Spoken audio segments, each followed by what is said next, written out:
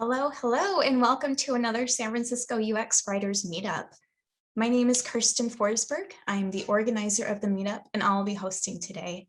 I'm excited for today's event, and we have a couple of quick announcements before we get started.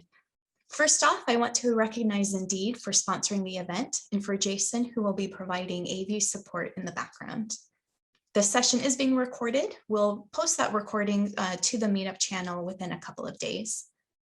Closed captioning is available if that will be helpful to you. You'll be able to find that on the bottom right-hand corner of the Zoom toolbar, the CC button. The San Francisco UX Writers Meetup Slack workspace is available to chat with others and ask questions for the Q&A at the end of tonight's event. Let me copy and paste that link, and I will post it in the Zoom chat. If that'll be helpful for you, that's where it'll be. Our next event will be mid-October. Some details are being confirmed, but that event will be posted to the meetup shortly. Tonight, we're lucky to hear from some really smart and talented people, and I'm excited to hear what they have to say to us. We'll hear from each partnership individually, and then we'll have a panel Q&A at the end. If you have specific questions for a person or a partnership, please call that out. Otherwise, I'll assume that the questions are for everyone. First up, we have Emily and Lauren from NerdWallet. A little bit about NerdWallet. NerdWallet isn't a typical finance company. NerdWallet's mission is to provide the tools, information, and insight people need so they can navigate all of life's financial decisions with confidence. Emily and Lauren, the time is yours. Great, thanks so much for having us. All right, so we're going to introduce ourselves. I'm Emily, and I am a lead UX content strategist at NerdWallet. And I'm Lauren, a product designer at NerdWallet. And we've been working really closely together for about a year and a half now. We call it here collaborative bliss. And today we're going to talk about how we arrived at that blissful state of working together. Yeah, so for some context, Emily and I both work on the NerdWallet app, which helps people manage their money and discover the insights they need to make informed choices about their finances. And so how we make our work come to life is largely dependent on our collaboration model. We have three kind of main principles that guide how we work together.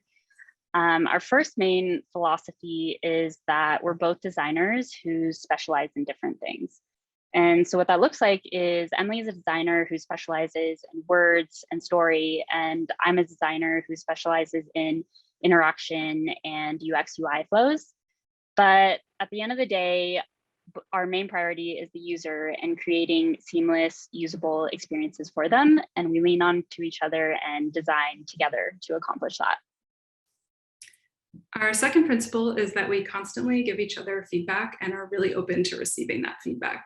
So like Lauren said, we both have our specialties, but we're really not precious about them. So if Lauren thinks something I've written could be clearer, or I think an interaction she's working on could be more intuitive, we're not afraid to tell each other because we've built a really safe space to have those conversations, and we don't take it personally. We know it's for the interest of the user and it makes us better as well. And our third principle is that we're owners both together and separately. So while we share responsibility for the user experience at the end of the day, we do also have our own areas of ownership. To speak really reductively, I own the words and Lauren owns how it looks. And a big part of that for both of us is documentation, which comes into play towards the end of the process. And we'll talk about that a little bit later.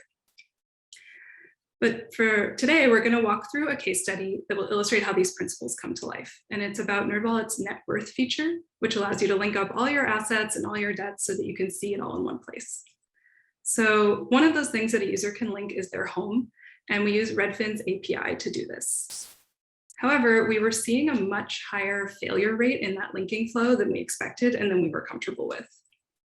The most common error that we were seeing is similar to what you see over here on the right, where we were telling the user that their listing didn't exist, but in fact it did, and you could find it with a pretty quick Google search. And based on our conversations with our engineering partners, we knew that if we had that URL to the listing, we could link the home no problem. So our challenge was to figure out how might we get a user to go find their listing and paste the URL into NerdWallet so they can link their home and see it reflected in their net worth. So as we started to tackle this problem, in lo-fi especially, we're really focused on a lot of the same things as two design thinkers. So our first step was to take what the engineers said was possible and translate that into a UX flow. So usually to kick off this process, Emily and I meet with just the two of us to make sure we're aligned on what the problem is, and we have all the facts and details we need to determine next steps. And so in this specific case, our next steps were to identify the must-haves for this flow.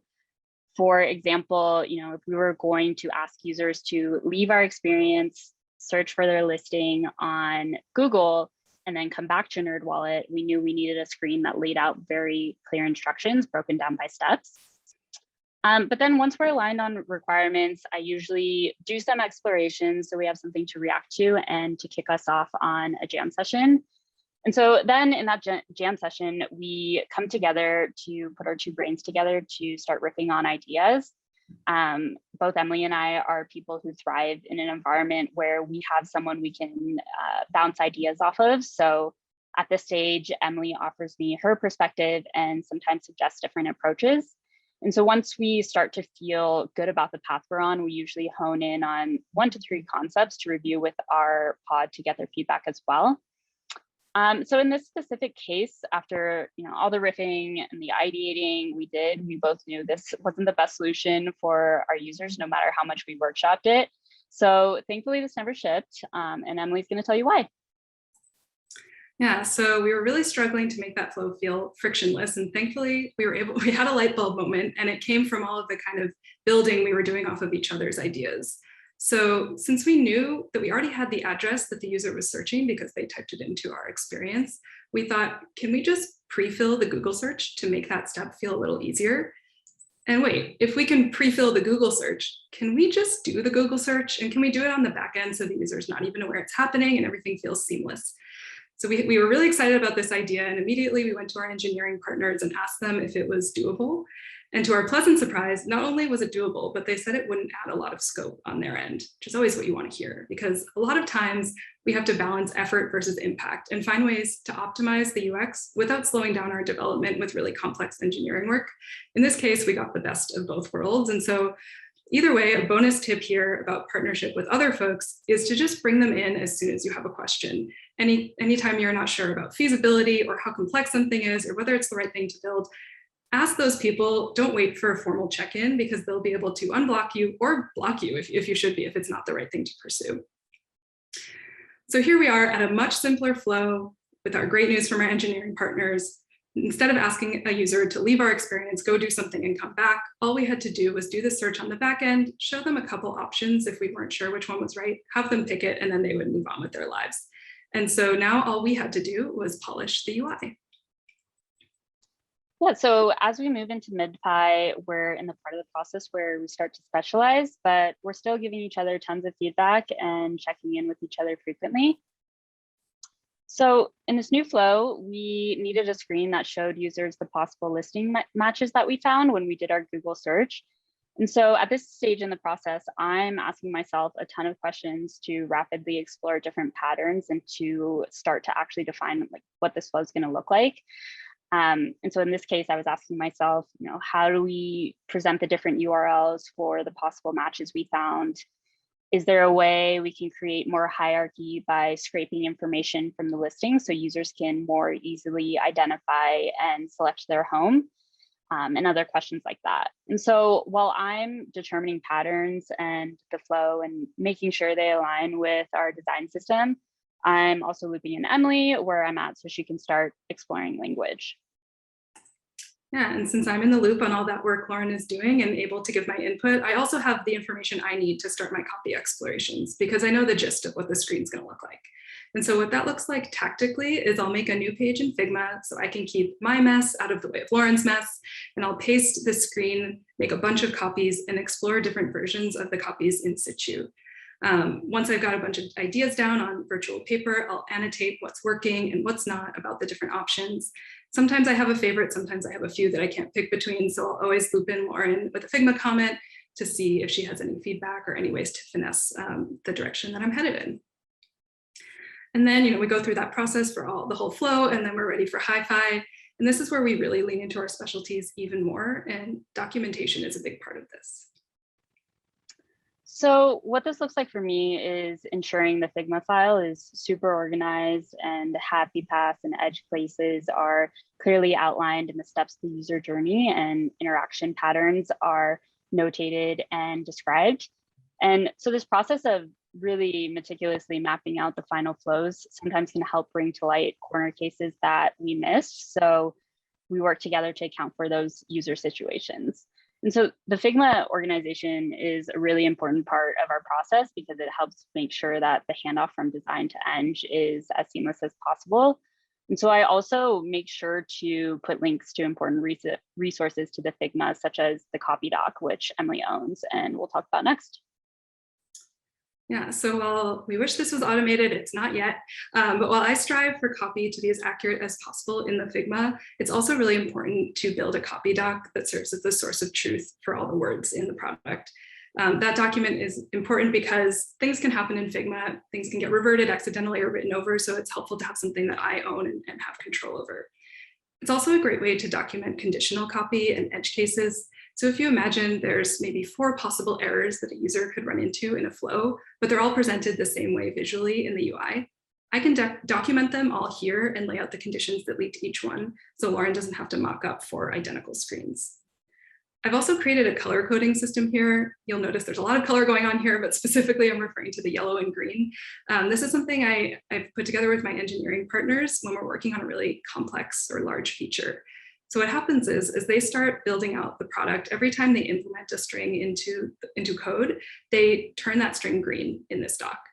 And then inevitably, although I try to avoid it, it always happens, something needs to get tweaked after they've started working on it, but before it's shipped. And so in that case, I'll turn the cell yellow. I also let them know, of course, I don't rely on them keeping this tab open and monitoring it for colors that change, but it's really helpful for them to come back to this and quickly see what's been updated and what they don't have to worry about. And then they turn it green again when they've made the update. And the system, to be honest, was born out of some churn when we first started working together and we were working on a really gnarly, huge project, but it ended up taking a lot of the stress away once we figured it out. So to wrap things up, our takeaways for blissful collaboration between content strategy or content design, whatever you call it, and product design are that we're both designers at the end of the day. And we have shared goals and different areas of expertise that get us to those goals. Number 2, be really open to feedback, especially on your area of expertise. Probably a lot of us on this call are word nerds, and maybe our design partners aren't, but our users probably aren't either. So it's really important to listen to that feedback because it's probably going to make the product a lot better. And 3, know who owns what and what you own together. So whether that's different phases of the design process, different deliverables, or different stakeholders that you're managing, just setting those boundaries really clearly is really helpful. And then a few bonus tips that we talked about as well.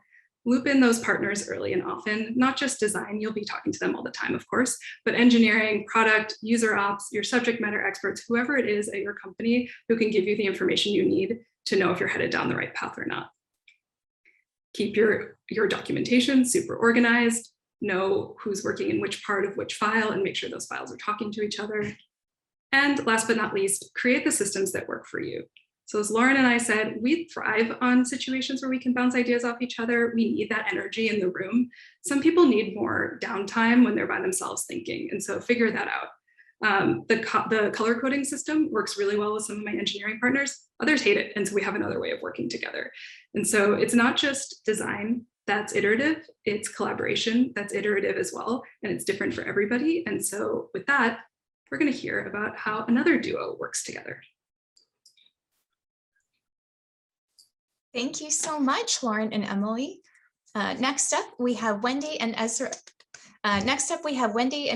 From Indeed.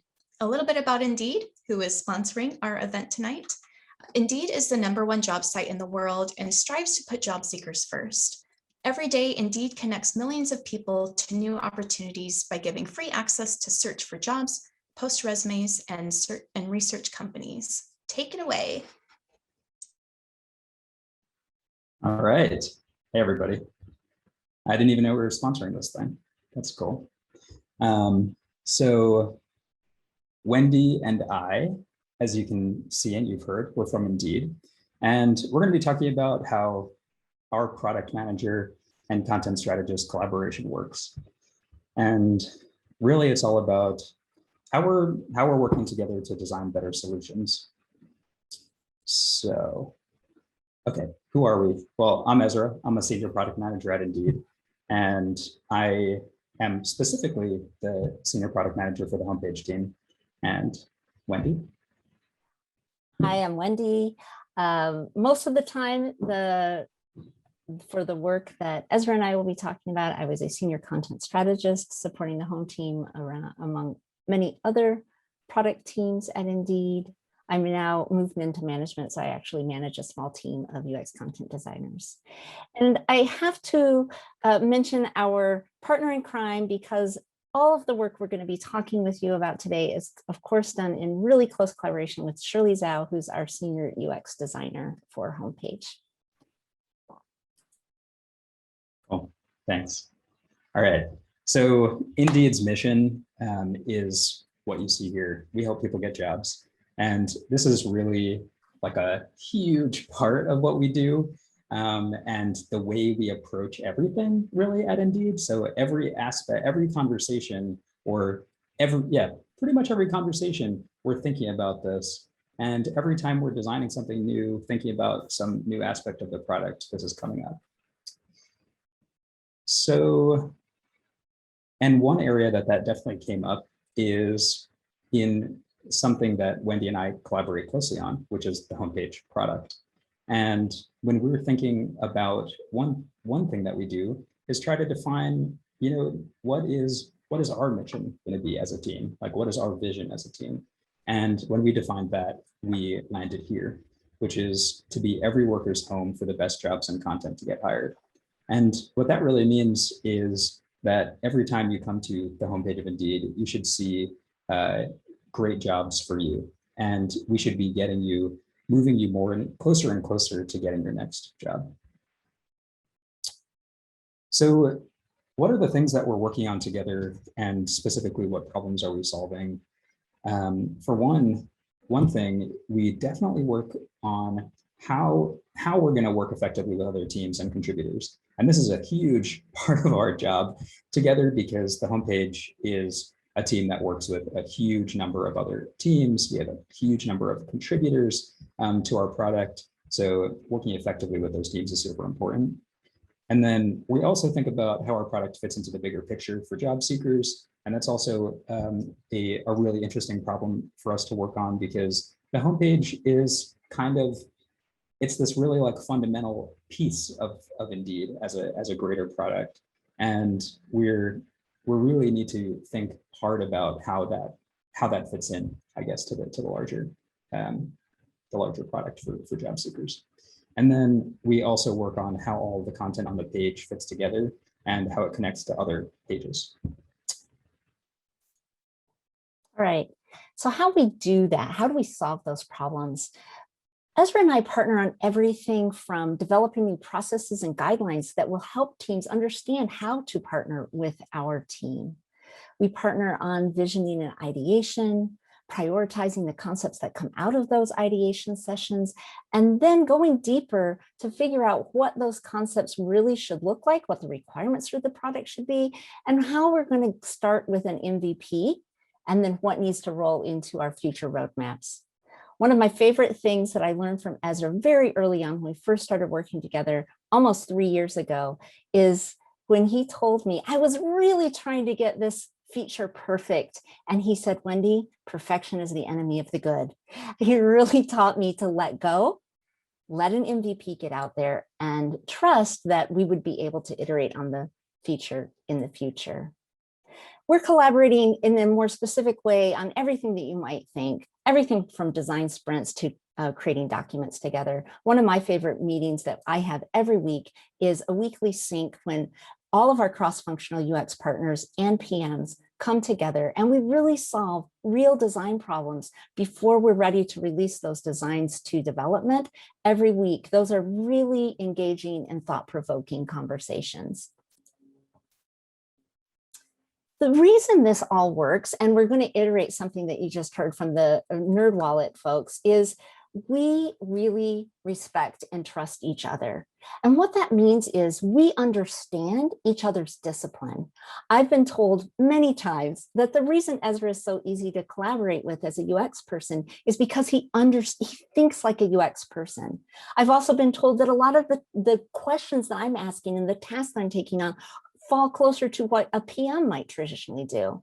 I think that reason we're able to be flexible like that is because we not only understand each other's discipline, but we see the value that those disciplines bring to our product. The trust that we have each other allows us to give healthy pushback to each other. Ezra has great suggestions for the kinds of words that I might put on the screen, sure, but we really engage in really dynamic conversations about the direction that we should even take the product. And because we trust each other and have that respect for each other, we're able to do that in a safe way that I think generates a better product and gets us closer to that shared goal of providing the best possible experience for our job seekers. So now we're going to move into just a couple of examples that will ground the kind of high level things we've been talking about. Ezra, back to you. All right. Yeah, so one huge thing that we worked on together is pivoting the product. So you can visualize some of that pivot here, where back in 2019, the homepage was a lot like what you see on the left. Actually, for many users, that's pretty similar to what you'll see on desktop to this day. And it was really this place where a job seeker can go and just launch their search, run a new search. If you've been there before and you've had a search in the past, you can run a recent search, one of your recent searches, that sort of a thing. And over the years, up until that point, we tested all sorts of different things. Even we worked together on like a huge, pretty big redesign of the page. And all of these different things that we tried, really nothing seemed to stick. So we didn't get anything, I would say, major out there that had really been a big rethink of how we can approach job seekers and serve them with the page. So we started to kind of go back to the fundamentals. And that's where we ended up closer to what you see where we are today with this job feed concept. And how we got there is back in 2019 when we were working on this, we just kind of stepped back to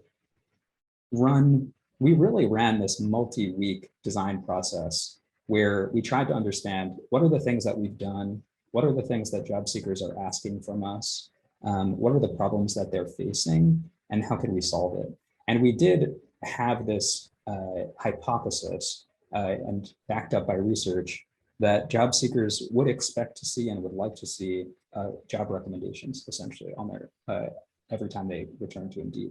So that was one of the key sort of centerpieces of everything we were thinking about during this process. And like Wendy touched on, throughout the whole process, every day we were just having in-depth conversations about the problems that we were trying to solve, pushing back on each other on different ideas and trying to get to a better place. Sorry. We both lowered it.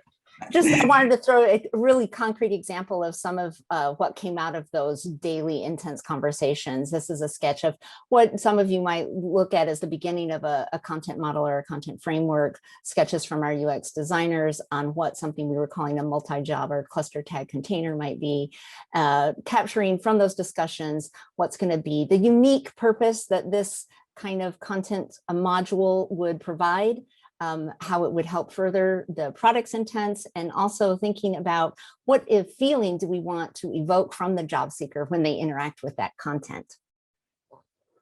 And I think, Ezra, I didn't take the slide out. Do you want to speak to it or skip it? I can quickly speak to it. This is really just representing a bit of what Wendy just shared, which is that the page contains all types of different content. And Wendy's going to speak more about how we just really tried to structure the way we think about this content. Yeah, so the content on the page that isn't a job, we came up with this quirky term called a non-job content. These are non-job content modules. The problem that we tried to solve with this particular example is that teams were coming to us with requests to put content on the homepage, and we had no real way to evaluate that content and determine if it was good content that should go on the page and where it should be placed. So we were constantly in a churn of re-evaluating. So we realized that we needed some kind of guidance and process in place. Again, working with our UX designer, first I categorized all the content to decide what kind of content we had. And then Ezra and I and our designer, many long conversations to figure out where we felt it was appropriate to put that content. We opened those up as slots on the page. And here what you're seeing is the content framework of showing some of the slots that we opened on the page, the purpose for that slot from the user point of view, the kind of content that can go in that slot, how long it can be displayed there, and how many pieces of non-job content could go in that place. Having these guidelines in place really was a huge step forward in helping to reduce some of that churn in our content pipeline. But we realized the missing piece was getting people a process for how they could use these content guidelines to get the content onto the homepage. So again, Ezra and I partnered together to create a content proposal where teams they fill out this proposal template. They tell us what their success metrics are, what their target audience is, how long they hope to show it on the page. They'll include a link to their design, including their copy. And then with our cross-functional partners on not only homepage, but also SERP and view job pages, we come together, we evaluate these proposals, get back to the team if we need to see changes, or let them know if the proposal accepted, so then they can roll into engineering and get that content on the page in the appropriate place. In addition, now that we have this process set up, we also met as a team to determine how we might proactively reach out to teams that we felt had really beneficial content that we wanted them to add to the page. So we've created a way for them to come to us. Then we also reached out to these teams to create some examples I'm showing you here of promotions, is what we call them, internal promotions for products and services that other Indeed's teams offer that we wanted to have added to the homepage. All right. Thanks, Wendy. Yeah, so that wraps up our presentation of our amazing collaboration together, and really just ways that we work together to create a better product. So thank you. Thanks so much, Ezra and Wendy. Last but not least, we have TJ and McKenna from Slack. Slack is the collaboration hub that connects conversations to bring the right people, information, and tools together to get work done. We also use this in our meetup to stay connected when we're not able to meet up in person. Slack makes life simpler, more pleasant, and more productive. I'll turn the time over to TJ and McKenna. Thank you. Hello, everyone. My collaborator, TJ, and I are here to talk about how it takes two designers to tango remotely. But first, let us introduce ourselves. My name is McKenna Lowry. My pronouns are she, her, hers, and I'm a senior manager of product design at Slack. My favorite duo is bacon and eggs. I spent way too much time thinking about that, but you know, I never get tired of bacon and eggs, so pretty proud of that choice. TJ? It's a good one. Hey y'all, my name is TJ. My pronouns are he, him, his. I am a content designer at Slack, and my favorite duo is Ron and Leslie from Parks and Rec. So we're here to talk about a project that we worked on together this past year. And as UX folks, you know, it's always helpful to give some context to talk about what we did, just to set the scene. But you don't want to get too detailed since it's a little bit complicated. But we were tasked to redesign Slack's search filters. As you probably know, filters are a really simple representation of what's actually happening behind the scenes. That's usually very, very complicated, and Slack is no exception to that. We have a lot of things that make it more complicated. Our flows there's a lot of ways to get into search. It's not really a linear flow. It's like you can jump in and out, you can use your mouse, you can use your keyboard. We have search modifiers that you can use to like kind of refine your search. So there's a lot you can do. And so we learned very quickly just how nuanced the project was and just how much there was a need for really, really precise UI and content, really working closely together. And on top of that challenge, TJ lives on the West Coast. I'm on the East Coast. TJ was brand new to the company and I was fresh from maternity leave. Normally, we would have made it through and figured this out because like TJ loves visiting New York, I've learned. But we were actually living through a deadly pandemic.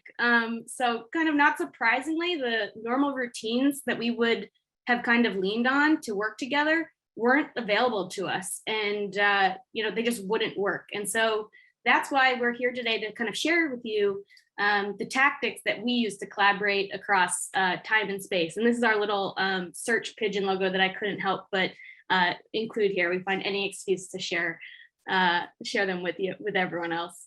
But let's jump into the tactics. So one of the tactics that we figured out through this process was what we call jam sessions. I know a lot of us just love the whole getting into a room and whiteboarding.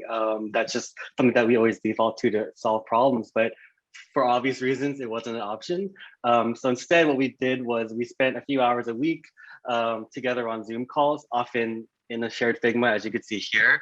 And the time that we spent together, it varied a lot. Like we did a lot of different things. Sometimes we had a problem that we needed to solve, so we just like worked it through. Sometimes, we were in our separate parts of the Figma, like working in silence, but like checking in with each other, getting feedback, kind of bouncing ideas off each other. And what was really surprising about this was that it was like very meaningful because we got to spend time to get to know each other since we were both new to each other and just like bonding in that way. But also it really felt like we were kind of in the same space, like seeing McKenna's like cursor move around was very delightful to just make sure that she was like close by, even though she wasn't actually close by. And also really just helped us to make decisions quickly because, sometimes you like get blocked and you like have to like figure out how to like get feedback from each other. But we could just like interrupt each other and ask and get feedback right where we were working. So it was a really, really effective way to just use our time together. McKenna, do you have a favorite jam session memory? I do. I remember there was a hurricane that swept through New York in the middle of us working on this project. I lost electricity. By the time I finally got back online, I think I spent 30 minutes walking TJ through my ranked list of best disaster movies of all time. So yeah, we really used our jam sessions and work time meaningfully, always really focused on the project. Yeah. McKenna, you got to tell everyone what your favorite disaster movie ended up being. It was Independence Day, which was even a surprise to me because I didn't think I'd allow aliens to be involved. I thought it had to be, natural disaster, but it's just such a classic. It made it to the top. Yeah, one day you need to ask McKenna just her taxonomy of disaster movies because it's fascinating and controversial. Yeah, it was actually, we've had a lot more conversations about it ever since, but I digress. On to our next tactic. So this is actually a little similar to, I think, what you heard in the presentations before us. Regular feedback was really important to how we work together. And not just the feedback that we gave each other about the work, but the feedback that we're hearing from others. So, TJ would take the work sometimes and go to a content crit, and I would go to a product design crit. And I'm sure we're all familiar with going to a crit and saying, I'm looking for feedback on this. And then everyone gives you feedback on everything else that you haven't asked about. And so, of course, I was feeding feedback about content and TJ was feeding feedback about the experience. And so it was really important that we brought all of that feedback back to each other, shared it, discussed it, and kind of, and ultimately respected where the other person landed, and then would bring that back to those groups again to explain it. So we really had to be on the same page and share all of that stuff constantly. And then in bigger feedback forums, for example, we have this meeting called Big Studio at Slack, where we present to our design leadership. We presented together with an equal emphasis on both product design and content. That was really important to us because that's what the project needed. As TJ kind of called out at the beginning, the content and the UI were so linked that we felt it was really important that we represented that even as we shared our work with our design leaders. So that was really important to us. Yeah, and I think I don't know for other content people on the call, I know that for me, it's a habit often in these larger meetings when we're both presenting work, that the product designers are usually the ones that drive the conversation. They're the ones that usually have the prototype and are walking through through people. And I was trying to think about like why that is. And I'm not really sure like how like kind of that's usually been the habit for me. And so what was really different about this situation was because we knew that it was so intricately reliant on both content and the UI working together. McKenna was really clear about like making sure that I was presenting, making sure that I was also having equal time in front of our leadership. And I think that did a lot of things. Some things that it did was it signaled to our leadership, you know, like that product design and content design were equal partners through it, but also like to us, it helped remind us, you know, like that we're working on this together and that we kind of have equal skin in the game. And so it was important for us to both present and both get the feedback that we needed from our leadership. And so that kind of just all works together to like our most useful tactic, which I don't know, it's surprising, but also not surprising. But what we really learned throughout this whole process was that we took turns driving the project. And this is like kind of the metaphor that we figured out throughout the process. There were times, you know, like where McKenna had to really work with our design systems team and like really figure out like how do all these things work together. And those are the times where she really took the wheel and drove the project. And then there are other times where content got really nutty and I had to do the work to like really figure out how do these systems again work together from the words perspective and like making sure I was getting the alignment that I needed on my end. And there's those times McKenna would let me drive. And so it was this idea because that was a little different than previous projects, because I think in previous projects, we would know from the get-go, like, oh, this is a really heavy UI project. So like product design will kind of take the lead throughout, or this is a really content heavy project, so content design will take the lead throughout. But we really took turns like kind of handing the baton back and forth. Sorry for mixing metaphors, but that's kind of what we did to just make sure that like we were continually moving the project forward. And this was helped also by the fact that we were in different time zones. So often we were very explicit about how we communicated and really clearly said like, I'm going to do this for how long and to which destination. And it was really great because like I would say like, I'm going to work on this and then like go to bed and hand it off to McKenna. McKenna would pick it up in the morning while I was sleeping. And we would kind of have this like cadence that was really effective to kind of bridge that gap and make sure that the momentum was continuing. And so McKenna, my question to you is, you know, I think that like, why do you think this works so well? Like, how do you think we were able to like build this relationship? You know, I think I definitely heard Wendy say it in her presentation, and I think Emily and Lauren as well, but the tactics just naturally allowed us to build trust with each other. And just getting to know each other, especially during this pandemic and challenging time working on this project too, we just built a mutual respect for each other. And that just, I think, honestly allowed us to work together really well. But so eventually we did ship it. We finished our work. TJ and I moved on to different projects, and eventually it shipped. And suddenly feedback was coming in. And I don't feel like this is a part of the process you hear about too often. It's normally like, oh, we went through the process and we shipped it. But there's also that part where, you know, you start to hear from users about how it's going. In our case, there was actually a 4-month gap between when we finished design and when the feature was built. It happens. I'm sure we're all familiar with that. First, we received feedback from internal stakeholders. So we do a lot of internal dog fooding of new features before they actually go out to users. So first we started getting feedback that way. Then after those iterations, we started to get feedback from external users as well. So this was really tough because of that gap of time, because our heads were in different spaces now. We really had a difficult time remembering why we made certain decisions. It was really tough. Go ahead, TJ. Sorry, the thing too that was interesting about the feedback is like often, I don't know, feedback that we get can be pretty incremental. You know, things like change this word or this color isn't right, or you know, these things that are kind of pretty simple. But the feedback that we were getting was really hard. It was very fundamental to what we had built, and just like we crafted this like pretty complicated, delicate system, and we learned very quickly that any kind of small changes that were presented to us, you know, there were a lot of ramifications, and so that kind of made it a little bit of a unique situation as well in terms of getting feedback. Yeah, so we floundered for a little bit, like trying to remind ourselves how we worked before. And we realized we had to like reinstate these practices or tactics that worked well before.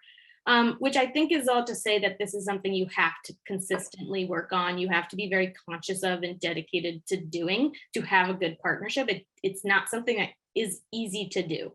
But thankfully I had a great partner in TJ, and we were both willing to really work on this and invested in making it work. I had a great partner as well. So thank you. That's our talk. We hope it was helpful. We actually wrote about this for Slack's design blog. So if you want to have another gander at what we wrote, it's there at slack.design. So thank you. Thanks so much, McKenna and TJ. I am now considering all of the disaster movies that I have seen and will rank them when I have more headspace to do that. It looks like we've had a couple of questions come in the chat. As a reminder, if you have specific questions for a person or a team, feel free to call that out. Otherwise, I'll just assume that the questions are general. The first question is from Dave, and it's for NerdWallet. So Emily and Lauren, is the Google search done from a server or from the user's device? I saw that question come in, and unfortunately I don't have a great answer for you. That would be best answered by our engineering partners, who I couldn't convince to come to this meetup despite all my efforts. But the search is done like out of the user's view. They don't know that it's happening, but the mechanics of exactly how it works, I'm not going to try to speak to. Sorry. Next question is from Jess, and it's for Ezra and Wendy. Did you uncover any surprising research insights that informed the new guidelines? I'll speak first, and then maybe Ezra, you can talk about Mirrorball. So we did not do research on the guidelines per se. I met with probably 3 or 4 different researchers, including a research manager at Indeed. And being a former researcher myself, I really believe in doing user research. But we know that if we put content in front of a user, they may or may not click on it, but we weren't going to be able to simulate the actual experience of the job feed with content in it in a lab environment. So instead, what we did was define principles that we use to guide the guidelines. For example, what's the purpose of a page? Should the content, to what degree should the content adhere to the purpose of the page or distract the user from the purpose of the page? And if we're distracting from the purpose of the page, to what degree can we do that? So for example, I developed a principle that the homepage is for job discovery. If a promo is going to take the job seeker away from job discovery with information that might improve their search results and their capability of getting a job in the future, that was given higher priority on the page, like upload a resume or a micro content widget that might ask them to include additional information in their profile. That was given higher prominence because it's more closely associated with the purpose of the page than a micro content widget asking them to provide company review feedback, for example, or a promo that is targeted for employers who is not the primary target audience of the page. So we use those guiding principles to help define the guidelines and what content could go in the slots. And then we have a programmatic way to help figure out where the content should go. Ezra, do you want to speak to that briefly? Sure. Yeah, we also, so like what you said, on the feed, we have a few positions on the page where you can have this type of non-job content placed. And then we basically have a system where we have some models that decide what the most relevant content is for that job seeker based on their previous history, and also optimizing for basically good outcomes for that job seeker. So is this going to help them, for example, in a future application that they submit? Things along those lines. So that's another layer to how we decide where the content can go.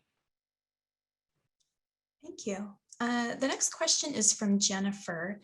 And she asks it specifically to TJ and McKenna, but I'm going to ask Jennifer's question and then I'll expand it to everyone. As Slack folks, did you use Slack or Figma comments for those quick questions or each other while you were working in Figma? So I'll ask that question to you, but everyone, but I also want to ask a broader question of what tools do you use for collaboration? And I'll ask that to the whole panel. I mean, TJ, tell me if you disagree. I don't think we have like a hard and fast rule. It was kind of like what we needed in the moment. I mean, we do, though, everything is filtered into Slack. So if TJ left a comment on Figma, I got in Slack, could respond in Slack. And so like we have everything hooked up to Slack. So it kind of was the same thing in the end. I think it really depended. And like we said in the presentation, we also were just on Zoom a lot. This was before we released Huddles, go check it out. But we were in Zoom a lot, even with video off and just staring at Figma and just talking to each other a great deal too. So it really was whatever worked in the moment.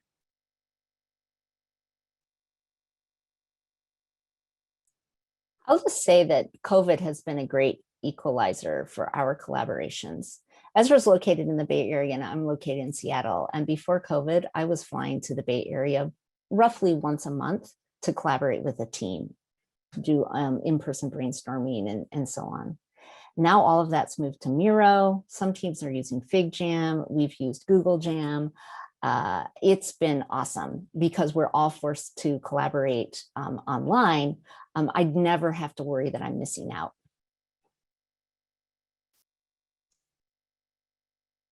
I will plus one to that. Our next question is from Jen. For all the content designers, what's one thing you most appreciated about working with a product designer or product manager you work with? And then flip question, for all the product designers or product managers, what's one thing that you most appreciate about working with the content designer you work with? This is like a feel good, warm, fuzzy sort of question. It's hard to pick just one, but I'll lead it off and say that I really love it when Lauren and other designers I work with have no ego and are open to feedback on anything or open to my input on anything. You know, our jobs are not just copywriters anymore. There's a lot of strategy that goes into it and design thinking that goes into it. And so the fact that we're all kind of on the same playing field, as one of the metaphors that was thrown around before, and nobody thinks that they own something, I find to be a really valuable thing in a partner. Yeah, and so I will say about Emily, she's very many great things, but I think I appreciate the natural relationship building we've done, and I think everyone has spoken about that. But you know, we're not just work people. We can, you know, we have similar conversations about disaster movies or, you know, things like that. And I think that just makes that forms a natural relationship between us where we have this safe space where we can risk take and ideate and deliver our best work.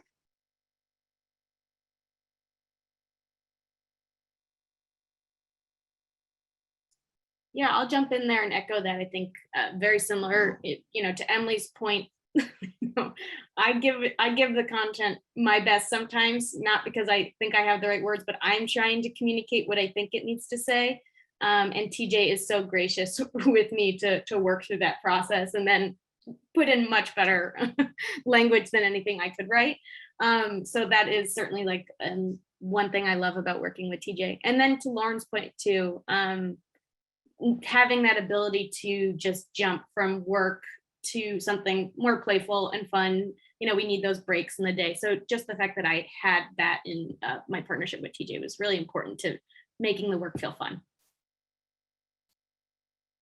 Yeah, definitely echo all of these sentiments. I think one thing that came to mind for me too is that we're often not in the same rooms. And I really appreciate partners like McKenna who, you know, could very well make a content call and like do these choices, but like are very explicit about like, you know, like let's make sure that the right people are in the room meeting content and like making sure that we're all like kind of seeing each other as like owners of our areas. I really, really appreciate that because as content people, we're often spread a little bit more thin than product designers. And so like we're not able to be in those meetings. And so having people to know that they had my back and like be able to like watch out for that is so invaluable.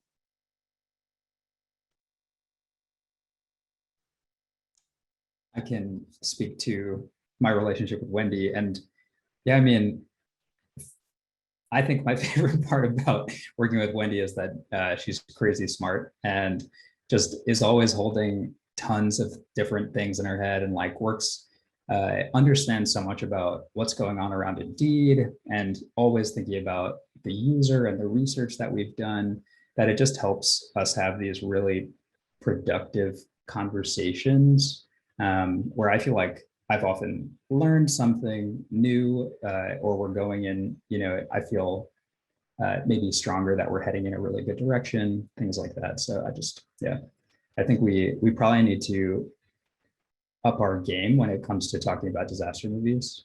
So just like put that on the next agenda. I suddenly feel like we're doing those like toasts that can go on forever at like wedding receptions. Like, why I like this person. The one thing I will say, I mean, I feel like I've already gushed about Ezra so much. I will add an anecdote that I was going to say in our presentation and decided to take it out for the lack of time. But just to compare, like if you looked at the list of stuff that I was saying that Ezra and I were collaborating on, it looks like the stuff that a designer and a content person would collaborate on. That's how much he gets what our discipline is doing. By comparison, I went into a prioritization meeting yesterday that one of the folks on my team had organized to help us prioritize all of the UX tasks coming out of a vision that we had just gotten our leadership buy-on the day before. And so he had pulled together researchers, designers, content designers, and so on. And of course, our PM and our Eng manager were in the meeting as well, with the intent that we were going to start at a high level prioritizing our tasks. Unbeknownst to us, the PM and engineering manager had met previously and laid out almost 90 tasks for all the teams, engineering, QA, product, and all of the UX disciplines without us being in the conversation. Took us a minute to step back and go with it. It was all good in the end. We got where we needed to be, but that I can just never imagine that ever happening working on a team with Ezra. He, over all the PMs I've ever worked with, is pulling cross-functional feedback into OKR planning. I have been able to have OKRs on the roadmap for homepage, which I've done for a couple of other teams, but he was absolutely the first. So he is integrating content into the direction of the product in a way that I've never seen done before. Thank you all for sharing. We have a question from Joshin, apologies for mispronunciation, that I'm actually going to ask to everyone. How do you organize and link reference documents such as wireframes and UI string tables so that all stakeholders can easily find and navigate between them? And how do you ensure that everyone is notified of any changes to these documents?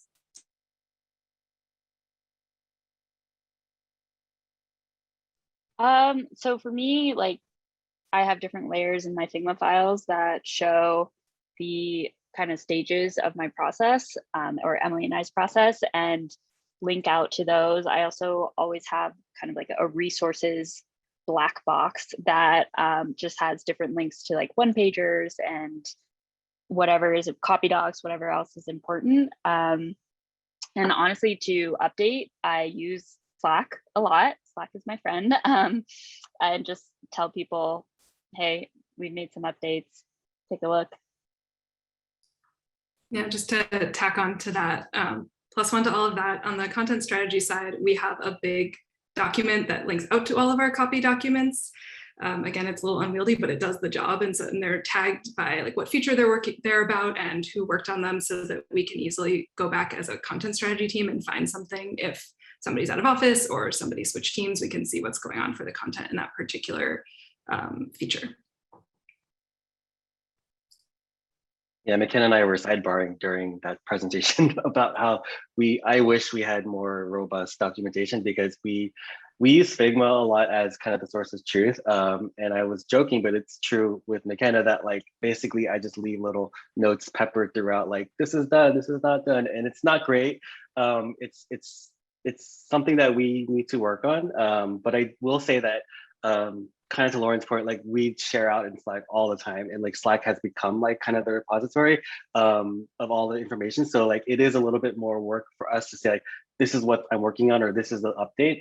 But it is the best place because naturally all of us are in Slack all the time looking at it. So it's kind of like the one spot that we can kind of make sure that are the most up to date and able to for our teammates to see. Yeah, just to add on to that, like I do a lot of design QA while engineering is building. And so because we do rely on my Figma spec at the end of the day so much for copy, I am going around being like, okay, you didn't get the final copy string there, or TJ's still working on that, so that will change and we'll need translation. So Slack makes that easier for us to do because we are in constant contact. But yeah, I do agree that we could definitely rethink some of the ways that we do that.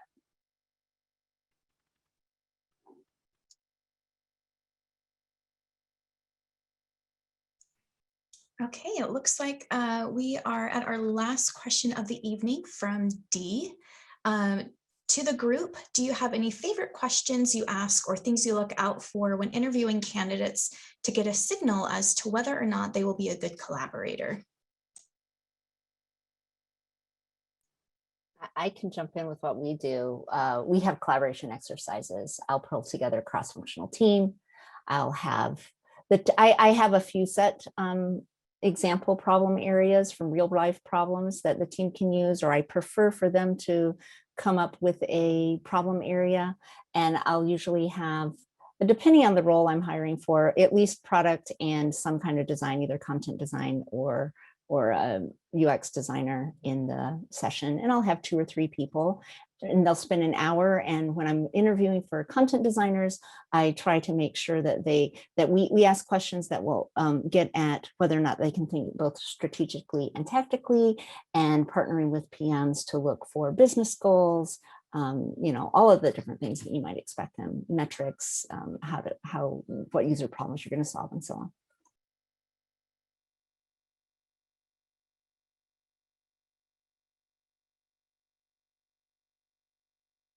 I can't think of any specific questions off the top of my head, but we do have an entire 30-minute interview slot in our process just about process and collaboration. And so, in the interviews I can think of, it tends to just be a natural conversation about like looking for examples of how they worked before, for signals that they do that in their work and that they work well with others. Yeah, we'll often ask, like, who else did you work on this project with? And you can tell kind of how people answer. If they gloss over and be like, oh yeah, there was a designer and a PM, and I talk to them sometimes, like that might not be the best signal. But then if they start kind of getting excited about that collaboration and those other folks who worked with them, then that twinkle in their eyes can say a lot. Yeah, a twinkle in the eye can definitely often say a lot. I want to give a big thanks to our panel, who gave great insights, and I learned a lot from their presentations. And thanks to all of you who were able to come tonight, or whatever time of day it is for you, and to those who are watching the recording. Our next event will be in mid-October, and there will be more information coming your way on Meetup. Stay safe, and we will see you later.